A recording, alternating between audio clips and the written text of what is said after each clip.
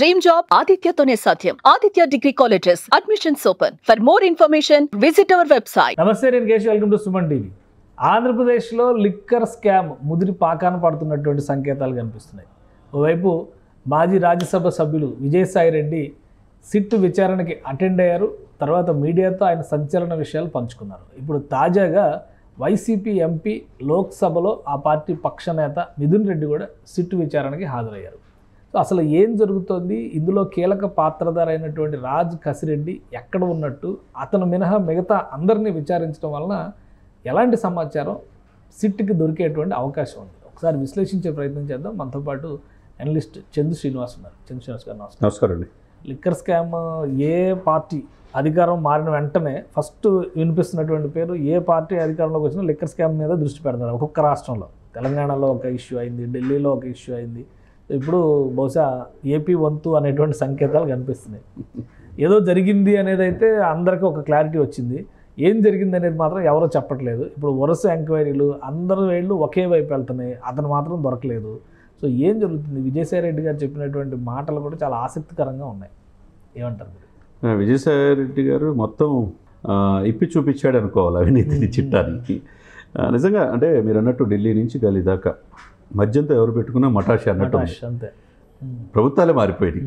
అవినీతి వ్యతిరేకంగా పుట్టిన ఆమ్ ఆద్మీ పార్టీ నాయకుడే లోపలికి వెళ్ళినప్పుడు, డిప్యూటీ సీఎం లోపలికి వెళ్ళినప్పుడు, 1 ఇయర్ పైన జైల్లో ఉన్నప్పుడు, చివరికి ఆదర్శవంతమైన ప్రభుత్వం నడుపుతామని చెప్పి 10 సంవత్సరాలు నడిపిన బీఆర్ఎస్ పార్టీ ఆయన కేసీఆర్ గారి కుమార్తె గారు కూడా తిహార్ జైలుకి వెళ్ళి వచ్చినప్పుడు ఎవరు అరవిందో కాదు, ఎవరు కూడా శరత్ చంద్రారెడ్డి అందరూ కూడా వెళ్ళొచ్చారు.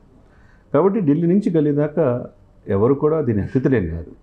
దీంట్లోనే ఎక్కువ ఆదాయం వస్తుంది. దీంట్లోనే స్పిరిట్ కంపెనీలు పెట్టవచ్చు, సొంత బ్రాండ్లు ఇమేజ్ చేయించుకోవచ్చు. 1000 కోట్ల స్కామ్ అంటే ప్రభుత్వాలను కూడా మార్చేంత స్థాయికి వెళ్ళిపోయినట్టు మనకు కనపడుతుంది. సరే, ఏదైనా నేను చెప్పిందంటే సార్, ప్రధానంగా ఆయన 100 కోట్లు నేను అరవిందో నుంచి, ఒక ఆడాన్ కంపెనీకి 60 కోట్లు, తర్వాత డీకార్డ్ కంపెనీకి 40 crores నేనే ఇప్పించానన్నాడు. ఇది ప్రత్యేకంగా మనం ఆలోచించాల్సిన విషయం. 100 కోట్లు ఇచ్చాను, మంచోడు అనుకున్నాడు, తెలివైన క్రిమినల్ అతను కసిరెడ్డి. దీని వెనక కర్త కర్మ క్రియ ఆయనే ఉన్నాడని చెప్పాడు. ఏదైతే అందరూ కలిసి కసిరెడ్డిని బలిపశువుని చేస్తున్నారా అని కూడా అనిపిస్తుంది జనాలు.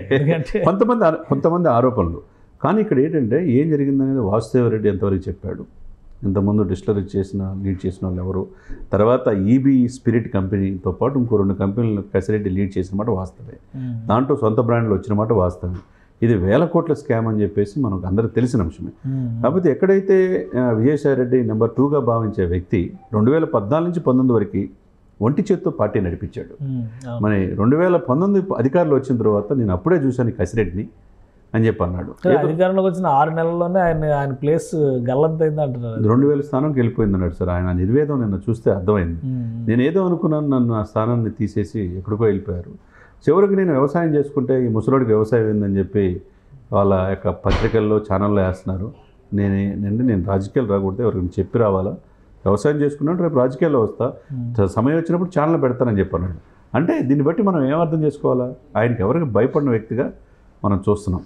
ఒక రకంగా ఆయన ఈ పోరాడి అటు టీడీపీ జనసేనని, ఇటు వైసీపీని అన్ని రకాలుగా పోరాడుతున్నాడు. అంటే సత్యలత నిరూపించుకునే క్రమంలో వాస్తవాలు ఏం జరిగింది, దీని వెనక స్కామ్ ఏందనేది నిన్న సిట్ స్పెషల్ ఇన్వెస్టిగేషన్ టీంలో చెప్పకనే చెప్పాడు. కానీ ఇప్పుడు ఒకవేళ అప్రూవర్గా మారిపోయినంత మాత్రాన విజయసాయి రెడ్డి గారికి మినహాయింపు ఉంటుందా? ఎందుకంటే మొదటి 3 నెలల్లో మాత్రమే నేను ఇన్వాల్వ్ అయ్యాను, తర్వాత ఏం జరిగిందో నాకు తెలియదు అంటున్నారు ఆయన. కానీ చాలా స్టోరీ వెనకాల ఉన్న స్టోరీ చాలా వరకు ఆయన కనుసన్నల్లో జరిగినట్టుగా, లేదా ఆయన పాత్ర పరోక్షంగా అయినా ఉండొచ్చు అనేటువంటి అభిప్రాయాలు ఉన్నాయి. సో సిట్ విచారణ అసలు ఏ దిశగా వెళ్ళొచ్చు? ఇప్పుడు మిథున్ రెడ్డి ఆల్రెడీ ఆయన ముందస్తు బెయిల్ కోసం ట్రై చేస్తున్నారు, ఫైనల్ గా విచారణకు హాజరు కాక తప్పని పరిస్థితి ఏర్పడింది.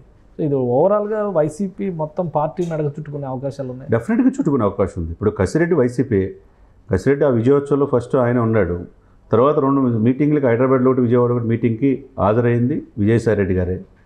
ఈ స్కామ్ ఎంతవరకు జరిగిందో మొత్తం తీసుకెళ్లారు, కానీ నాకు సంబంధం లేదు, కాకపోతే 100 కోట్లు నేను ఇప్పించాను అంటున్నాడు.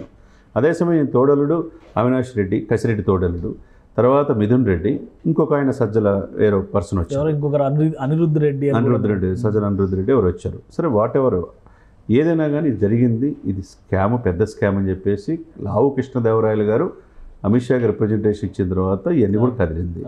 తర్వాత ఇదే మిథున్ రెడ్డి మరి ఇప్పుడున్న కేంద్ర పౌర సరఫరాల శాఖ విమాన శాఖ మంత్రిని రామ్మోహన్ నాయుడు గారిని ఎంత దారుణంగా మాట్లాడాడు అదే పార్లమెంట్లో.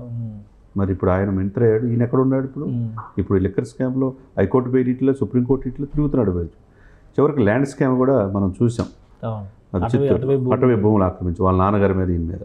మరి అంటే ఎప్పుడు మేమే ఉంటాం అనుకోవటం భ్రమ సార్. రాబోయే 10 సంవత్సరాలు మేమే అని చెప్పే ఉద్దేశంతో వ్యవహరించారు.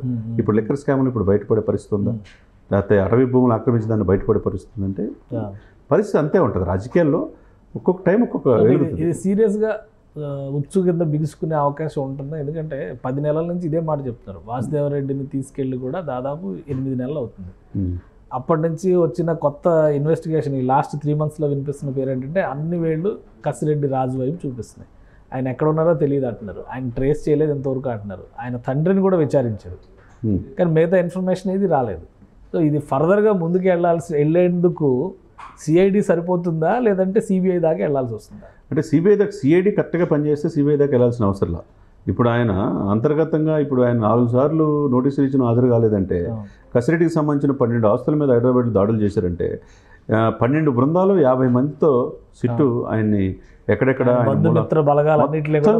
సెటప్ చేశాడు. ఈరోజు రేపు డెఫినెట్గా చిక్కాల్సిందే, చిక్కే అవకాశాలు స్పష్టంగా ఉన్నాయి. ఆయన వస్తే తప్పితే ఇంకా ఈ పెద్ద చేపలు ఉన్నాయి, పెద్ద తలకాయలు ఎవరు ఉన్నాయి అనేది బయటకు వస్తుంది అనమాట. డెఫినెట్గా ఈ వైసీపీకి ఒక దెబ్బ మీద దెబ్బ 1 by 1 అన్నీ కూడా గత 5 సంవత్సరాలు ఎంత వ్యవస్థలను విచ్ఛిన్నం చేశారో ఆ దిశగా ఒక్కొక్కటి కేసులు చూస్తూ ఉంటే రకంగా ఇంత చేశారు 5 సంవత్సరాలు అనేది ప్రజలు కూడా ఆశ్చర్యపడుతున్నారు అన్నమాట. కాబట్టి ఇది గడ్డు కాలంగానే వైసీపీకి మనం చూడాలి. అంటే ఇది ప్రూవ్ చేయడానికి అవకాశం ఉండేదేనా? ఎందుకంటే గతంలో కూడా ఇవన్నీ బయటకు వచ్చి ఫైనల్గా ఆధారాలు లేవని వదిలేసే పరిస్థితి లిక్కర్ స్కామ్ విషయంలో 2G స్పెక్ట్రమ్ లాంటి విషయాల్లో అలానే జరిగింది. ఇప్పుడు మొత్తం అంతా ఈ ఒక 2-3 ఏళ్ళు మళ్ళీ ఒక డ్రామా నడిచి చివరికి ఏమీ లేదు అంతా ఊచి అని చెప్పనే పరిస్థితి ఉంటుందా? లేదండి, ఇక్కడ తప్పించుకోవడానికి లేదు. సాక్షాత్ ఆ బాటిల్ తీసుకొచ్చి పగలగొట్టిన పార్టీ అధ్యక్షురాలు పురంధేశ్వరి గారు చూసాం, బీజేపీ నాయకులను చూసాం. ఆ తర్వాత పవన్ కళ్యాణ్ గారు దీని వెనక 30,000 కోట్ల స్కామ్ జరిగింది.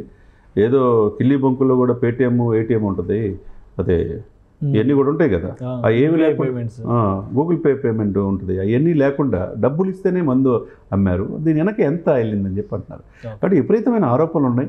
పార్లమెంటు లీడర్స్ కృష్ణదేవరాయలు గారు పోరాడుతున్నారు అక్కడ ఢిల్లీ స్థాయిలో పార్లమెంట్లో, ఇక్కడ రాష్ట్ర స్థాయిలో కలెక్ట్ చేయగలుగుతారా? దీనికి డెఫినెట్గా ఉంటుందండి. ఇప్పుడు డిస్టిలరీస్ ఎవరి ద్వారా ఉన్నాయి? కసిరెడ్డి ఆధ్వర్యంలో ఆయన ఆరోపించింది ఈబీ డిస్టిలరీస్, ఈబీ తర్వాత లీజు తీసుకున్నాడు, దానికి అనుబంధం 2 తీసుకున్నారంటున్నారు. దాంట్లోనే వీళ్ళ సొంత బ్రాండ్లు తయారు చేసామంటున్నారు. మరి ఇవన్నీ కూడా బయటకు వస్తాయి కదా, ఇవన్నీ అక్కడ లెక్కలు పోవు కదా సార్.